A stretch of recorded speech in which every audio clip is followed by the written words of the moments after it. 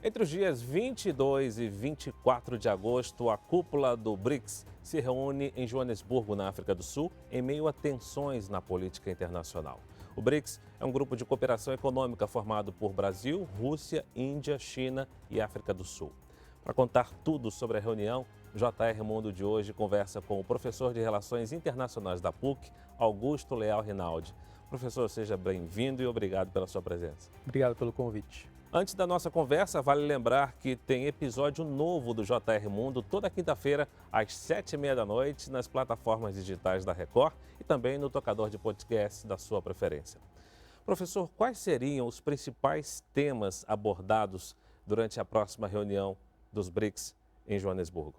Olha, eu acho que um dos principais pontos a serem abordados tem a ver com a expansão do BRICS e a possível expansão do novo Banco de Desenvolvimento, que é o chamado Banco do BRICS, né? Presidido pela ex-presidente Dilma Dilma. Rousseff, exatamente. É uma presidência rotativa e cabe nesses 2 anos, então, ficar a cargo da presidência brasileira, chefiada pela ex-ministra e presidente Dilma Rousseff. Esse é um tema fundamental para ser discutido no BRICS, porque parece haver uma divisão entre os membros a respeito do interesse de expandir ou não a sigla, né? O BRICS é uma sigla, é um acrônimo que pegou, né, na imprensa, na mídia internacional. Então, adicionar novos membros significa também fazer algumas mudanças em relação ao que é o BRICS para cada um dos seus membros e que é o BRICS para as relações internacionais. Então, acho que esse é um tema que vai dominar bastante essa agenda e a diferença significativa que há entre a perspectiva chinesa, que é a que tem demandado uma expansão do grupo pela inclusão de novos países, e a perspectiva brasileira e indiana, que são mais céticas, mais reticentes em relação a essa expansão, por uma série de razões, dentre as quais o receio que o Brasil tem de eventualmente incluir novos membros e diluir a sua capacidade de negociar, e pelo fato dos critérios que vai ser adotado, né? Se vai ser um critério regional, vai ser um critério de PIB, né, de desenvolvimento econômico, vai ser um critério de alinhamento político, né? A depender dos membros que possam eventualmente entrar no BRICS, é possível que o BRICS caminhe por um lado mais contestatório da ordem internacional vigente e o quanto que isso para o Brasil e para a Índia seria interessante, né? Então eu acho que esse é um tema central, assim como os temas tradicionais que o BRICS desenvolve, né, ao longo dos seus encontros, como o meio ambiente, desenvolvimento econômico, combate à pobreza, redução da desigualdade e reforma das instituições internacionais multilaterais. Agora, professor, dentro dos BRICS tem a participação da Rússia, que está num conflito já há longo tempo com a Ucrânia. E um conflito que está gerando apoios, condenações de vários países, especialmente países do primeiro mundo. O senhor acredita que essa participação da Rússia no conflito traga algum constrangimento, algum impedimento para o desenvolvimento de certas discussões nessa reunião dos BRICS? Olha, a Rússia envolvida em conflito militar não é novidade para o BRICS, né? Se a gente for ver, o BRICS foi criado em 2009 formalmente e a Rússia esteve envolvida já na Crimeia, também um território ucraniano, em 2014, certo? Então, não é muito novidade. Agora, certamente há um constrangimento, sim, em razão da não presença do presidente Putin na reunião de cúpula, né? Então, todo ano o BRICS faz um esforço de reunir todos os líderes de Estado para demonstrar, inclusive, a importância que o BRICS representa para cada um dos seus membros, não ficar apenas no nível ministerial, né, mas no nível de chefe de Estado. E essa vai ser a primeira vez desde 2009 que você não vai ter um representante de um país na reunião em razão da assinatura, né, da África do Sul do TPI, né, do Tribunal Penal Internacional, que condenou o Putin por crimes de guerra. Então, eu acho que, de um lado, isso gera um certo constrangimento para o BRICS, mas, por outro, eu não acho que isso seja um impeditivo para que haja avanços nas discussões entre eles, inclusive a respeito do encaminhamento, de um possível, né, encaminhamento para a guerra. Afinal de contas, o Putin vai ser representado pelo Sergei Lavrov, né, o seu ministro das Relações Exteriores, que é o que está com o Putin já desde o começo do mandato do Putin, lá nos anos 2000, então é alguém que tem um trânsito muito importante entre as capitais do BRICS, já esteve no Brasil recentemente, então ele é um porta-voz, sem dúvida nenhuma, muito confiável do Putin. Então eu acho que constrange de um lado, mas por outro, eu acho que as discussões que vão ser realizadas lá têm um potencial de chamar atenção para esse conflito e ver de que modo que os países do BRICS vão se comportar diante disso. O senhor citou o Tribunal Penal Internacional. A gente lembra que a África do Sul concedeu imunidade diplomática aos líderes que participam da cúpula. Na prática, essa medida serve para que Putin possa comparecer à reunião, mas ele afirmou que não vai. Não passa a impressão de que o grupo está concordando, está apoiando as ações da Rússia no conflito com a Ucrânia? Olha, eu acho que não, porque uma coisa é você demonstrar apoio, outra coisa é você tentar ser parte da solução, né? Então você pode ser parte da solução sem ao mesmo tempo demonstrar um apoio, porque assim, se você nega a participação da Rússia ou se você condena veementemente a invasão militar, que de fato, né, a Rússia fez uma invasão militar contra a Ucrânia, você automaticamente se coloca do outro lado da mesa da negociação, em que é difícil de você construir pontes. Para a gente resolver um problema da magnitude que é a guerra da Ucrânia, a gente precisa de pontes, a gente precisa de alguém que tenha capacidade de colocar os dois lados em conflito para minimamente conversar. Quem que vai fazer isso? O Ocidente, de modo geral, liderado pelos Estados Unidos, liderado pelos países europeus, vem condenando veementemente a guerra. E eu não estou fazendo um juízo de valor, é só demonstrando o posicionamento que eles assumem. Alguém vai ter que fazer essa intermediação. Eu acho que o BRICS se torna, nesse caso, uma ferramenta crucial justamente para isso. Tanto é assim que o Brasil, a China, a Índia e a África do Sul, elas não condenaram publicamente a guerra, mas tampouco apoiaram. É só ver as votações na Assembleia Geral da ONU. Esses países ou votaram a favor de resoluções ou se mantiveram neutros. Então, eu acho que eles não apoiam, eles não adotam uma posição de apoio à Rússia, mas tampouco eles o criticam abertamente. Por quê? Justamente para servir como uma ponte construtora de diálogo entre as duas partes em conflito. Recentemente, Dilma Rousseff visitou Vladimir Putin em Moscou. Recentemente, o presidente sul-africano visitou tanto a Ucrânia quanto a Rússia. O senhor acredita que isso, então, possa ilustrar essa ponte a que o senhor se referiu agora, anteriormente? Com certeza, eu acho que é isso mesmo, né? O fato da Dilma estar visitando, né, o Putin em Moscou, ela foi visitante na figura da presidência do Banco de Desenvolvimento em razão também das sérias dificuldades que a Rússia tem com relação às sanções econômicas sofridas por ela, impostas pelo Ocidente. Então, a Rússia precisa de recursos para continuar a vida econômica e ela é membro, né, do novo Banco de Desenvolvimento, portanto, eu acho que esse canal precisa estar aberto, assim como a África do Sul, que é um país historicamente próximo à Rússia. A Rússia tem uma presença significativa no continente europeu, são vários países. Recentemente, a Rússia fez uma cúpula multilateral Rússia e África, países africanos. Dezenas de chefes de Estado visitaram o Putin. Isso ilustra não só que ele não está isolado, mas como esses países gostariam de se aproximar para eventualmente encaminhar uma possível solução para a guerra, porque no fim todo mundo sai perdendo com a guerra, né? Então eu acho que é mais ou menos nesse sentido mesmo. O Brasil acenou com uma sugestão de acordo de paz entre a Rússia e a Ucrânia. Como é que o senhor analisa a posição, o comportamento do presidente Volodymyr Zelensky da Ucrânia, que inicialmente se dispôs a se encontrar com o presidente Lula no Japão, em Hiroshima? O encontro não deu certo, segundo o Brasil, por conta do presidente da Ucrânia. E agora, recentemente, nos últimos dias, Volodymyr Zelensky voltou a criticar o posicionamento do presidente brasileiro. O senhor acredita que é um esforço da Ucrânia para colar a imagem do Brasil também à Rússia?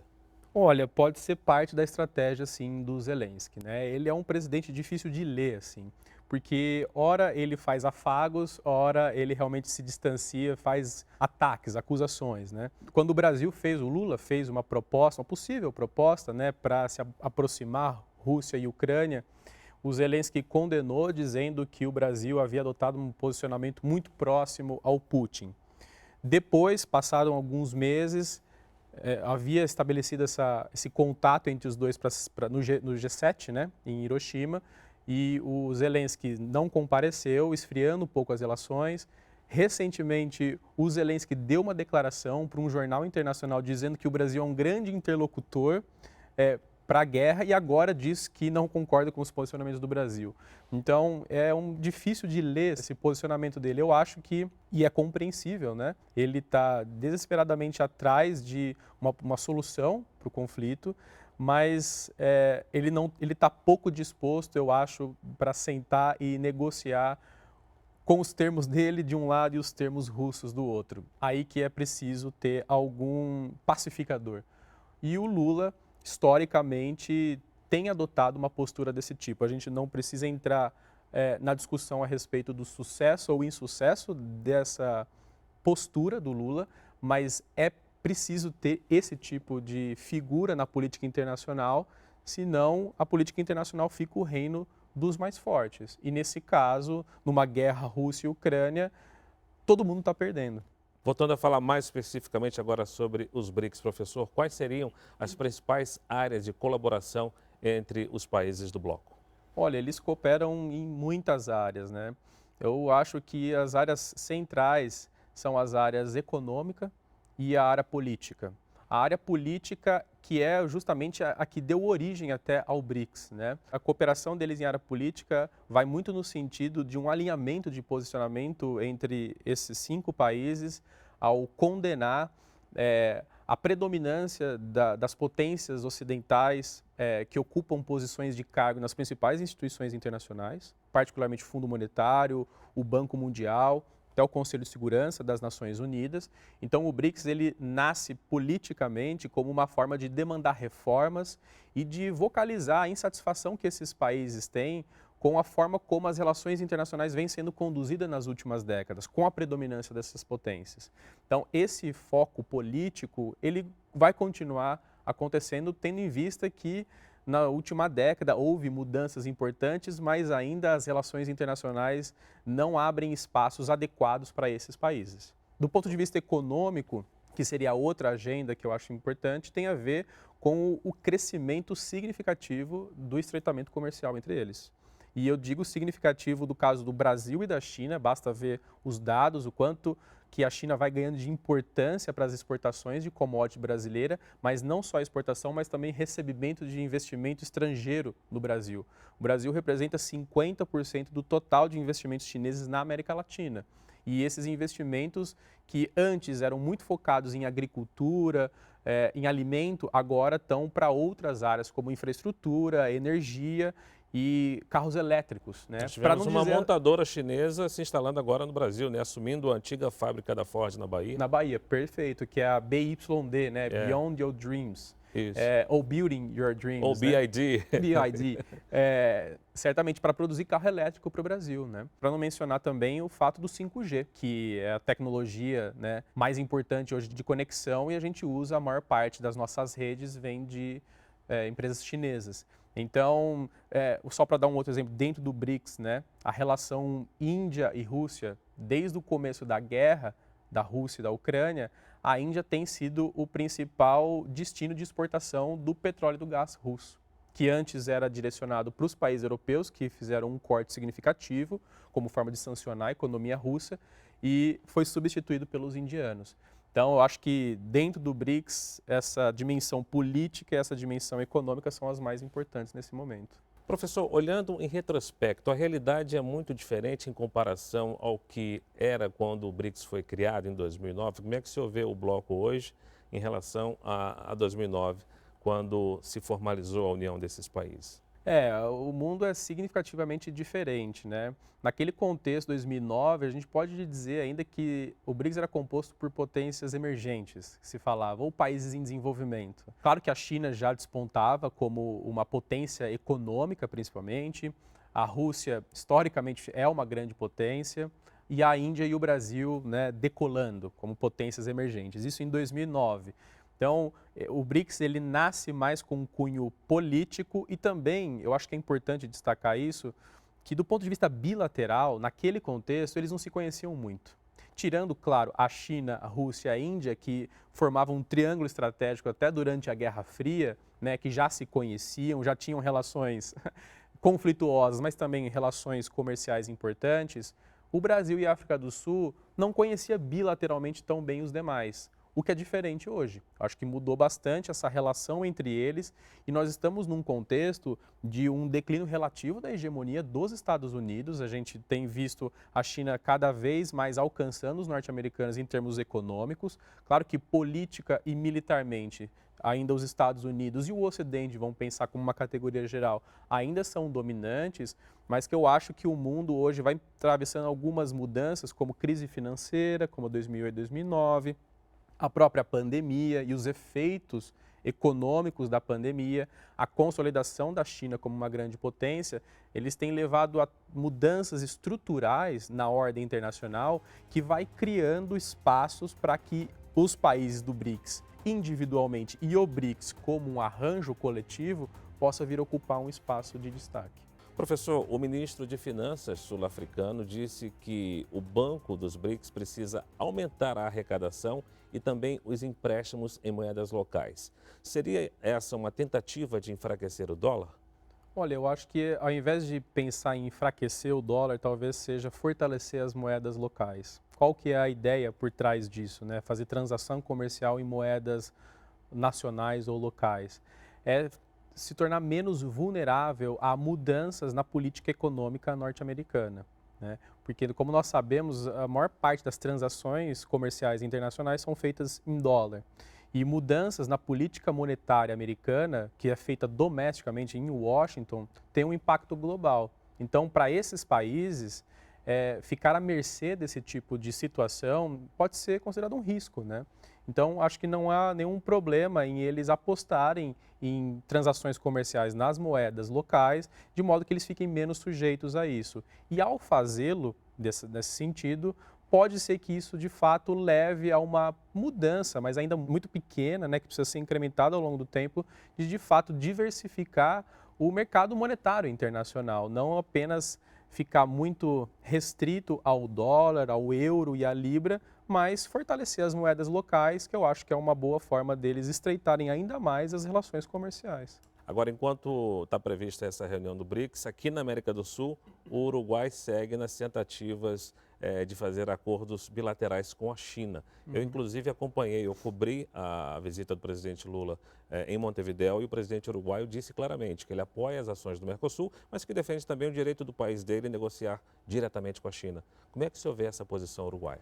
Essa posição uruguaia coloca um desafio para o Mercosul. Por conta da cláusula do Mercosul, né, de uma tarifa externa comum, os membros do Mercosul precisam negociar em bloco tarifas comerciais com outros países.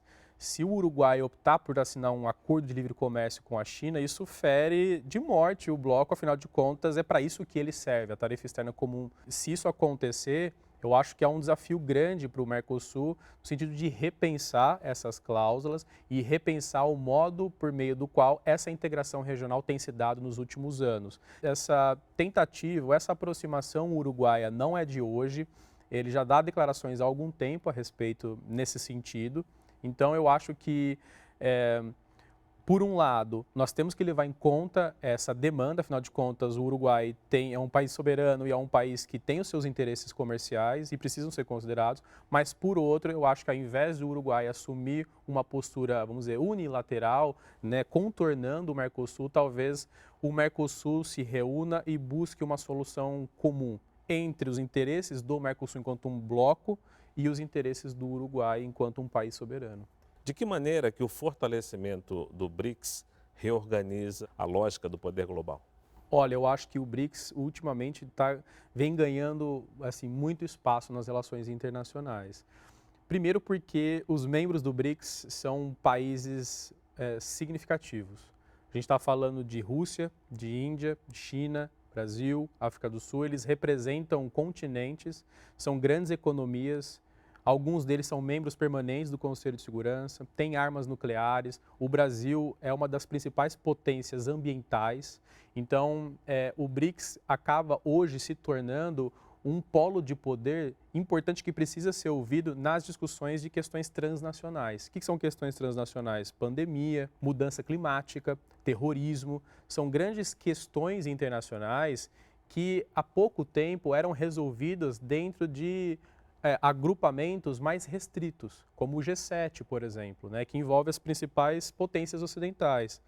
Agora, pela ascensão dos países do BRICS e pelo fortalecimento do arranjo como um todo, eles são um novo polo de poder que precisa ser ouvido e precisa apresentar suas demandas. Afinal de contas, eles têm muito a contribuir para enfrentar essas problemáticas. O presidente Lula defendeu recentemente a entrada da Argentina e da Venezuela no BRICS. O senhor acredita que essa possibilidade enfraqueceria ou daria mais força ao bloco? Eu acho que traz oportunidades e desafios, né? Eu acho que em termos de desafio como é que o BRICS agora vai se comportar ao entrada desses novos países. Por que eu digo isso? A Argentina está numa situação econômica financeira difícil, está assinando acordos com o Fundo Monetário Internacional, recentemente negociou também um acordo com o Catar para conseguir arrecadar recursos para pagar a sua dívida. Então, é um país que economicamente está passando por situações difíceis, mas o Brasil não pode fechar o olho para a Argentina. Afinal de contas, é um dos principais parceiros comerciais do Brasil e membro do Mercosul, né? Então, eu acho que é dever e do interesse do Brasil criar condições para ajudar o nosso vizinho, né, sul-americano. A Venezuela já é um outro caso, porque a Venezuela passa por uma situação de sanção econômica por parte de potências ocidentais em razão do seu posicionamento internacional e é um país que historicamente vocaliza uma insatisfação significativa com a ordem internacional. Então, trazer esse país para o BRICS, ele pode ter como consequência dar uma tonalidade para o BRICS de contestação da ordem internacional. Essa leitura pode ser feita pelos países ocidentais e por outros países. Não estou dizendo que essa é a leitura geral, né? Mas os países do Ocidente podem ler dessa forma. Então, o BRICS é um agrupamento que defende reformas do sistema internacional, não adota um posicionamento de subversão completa dessa ordem. Com a entrada de países como a Venezuela, essa leitura pode ser feita, o que traz um desafio para o BRICS para se posicionar na ordem internacional.